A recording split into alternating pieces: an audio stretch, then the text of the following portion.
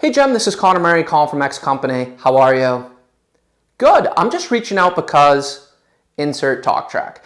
All right, before you already start thinking, really, Connor, how are you? That's all you got. I want to start by emphasizing that it's not what you say, it's how you say it. Tone is 90% of your communication on cold calls, so I hope you could feel that how are you was a little bit different than the typical how are you. And in this video, I want to break down the 3 key ingredients as to why and how you can use them to start nailing your cold call openers. So let's get into it. All right, first I want to preface this by saying I learned these techniques through a lot of trial and error. I learned the hard way. I've had my share of bundlings and I still get bundled to this day. However, I've been able to minimize it by following these techniques. So the first part of this technique is that you want to sound what I call professionally enthusiastic. Your tone should signal that you care and you want to be there, but you also don't want to overdo it because that can oftentimes come off as disingenuous, which is another very common mistake. So using how are you as an example, here's an example of overdoing it. It sounds something like, hey Jem, this is Connor Murray calling from X Company. How are you today? So this is a mistake I'd say about half of new SDRs make, and it's absolutely a mistake I made. And I respect this mistake because at least you're trying and you sound like you want to be there. You're just overdoing it a bit. No one is really that excited to make a cold call to someone they don't know, and the prospects know that too. It kind of just makes you sound like a goofball, to be quite honest, but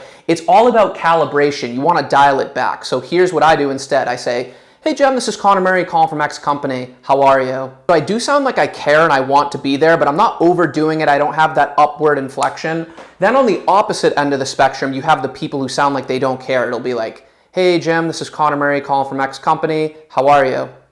And it's like, why are you even making the call? Like, you're just going to get hung up on. That's another problem I see on voicemails too. I won't go off on that tangent, but a lot of people leave voicemails like that just sound kind of lazy. And it's like, why even bother? Same thing with the cold call opening. So you want to be somewhere in the middle of those two extremes. So that's why calibration is extremely important. And the end goal you want to get is to sound professionally enthusiastic. Everyone has a different tone. So you hear what I sound like, that's what I ultimately landed on. And if I was to make cold calls, it's just muscle memory now. Like, that's how I sound every single time I open, and I don't even have to think about it. But it took a lot of practice outside making cold calls, either just sitting at my desk, in my room. You got to practice it for a few weeks till you have it down like muscle memory. All right, so the next part of this technique is that you want to give what I call an assumptive formality. So you'll notice in the way I say how are you, it has a downward inflection, and basically my goal in my head is how can I get this person to just give me a quick phrase or a formality back, and then I'm going to go right into why I'm calling. So if you listen again, I say,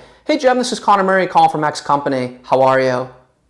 Most of the time, 9 times out of the 10, they'll just say, good, how are you? They might even sound confused, but that's okay. Whatever I get from them, just a one phrase, quick response, I just say, good, I'm just reaching out because, and then I go right into my talk track where I tell them who I am, why I'm calling, and what I want. But the key is that downward inflection. The downward inflection signals, hey, I'm giving you a formality here. Just give me a quick formality back, and then I will go right into why I'm calling and not waste either of our time. But then you have to deliver on that promise. The upward inflecting, how are you? Hey, Jem, this is Connor Murray calling from X Company. How are you today? That is not a formality. That is signaling that you are not here to be brief and that this call could go on for a while, which is the last thing this prospect needs when they're busy in the middle of their workday. They want you to signal that you're not here to waste time, and they actually appreciate and respect that, even though it might be subconscious. And more importantly, notice what I didn't do. I didn't ask for permission. I didn't try some crazy pattern interrupt. Hey, this is a cold call. Do you want to give me a chance or do you want to hang up now? Or, hey, do you have 30 seconds for me to tell you why I'm calling? The reason I don't like that is because that can go in a million different directions, which is variance, and I'm going to talk about that in a second.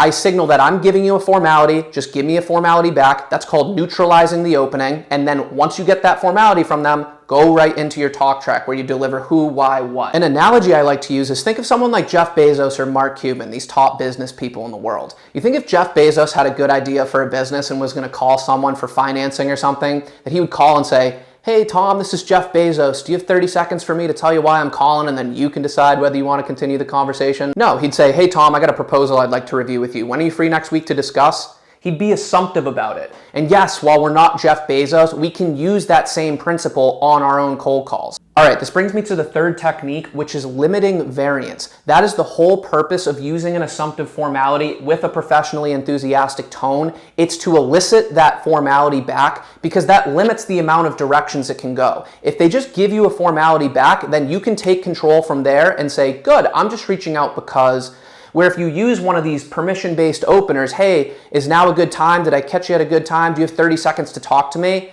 There are so many different directions that could go, and that's just going to complicate your cold call. And that's going to have a lot of second order effects too. It's going to be harder to pick up the phone. You're going to move slower. You're not going to be as confident on cold calls. When you have one objective, and that is to limit variance by getting a formality, it makes cold calling really easy, and it's one technique that you can practice over and over and over again, and you're going to get really good at it.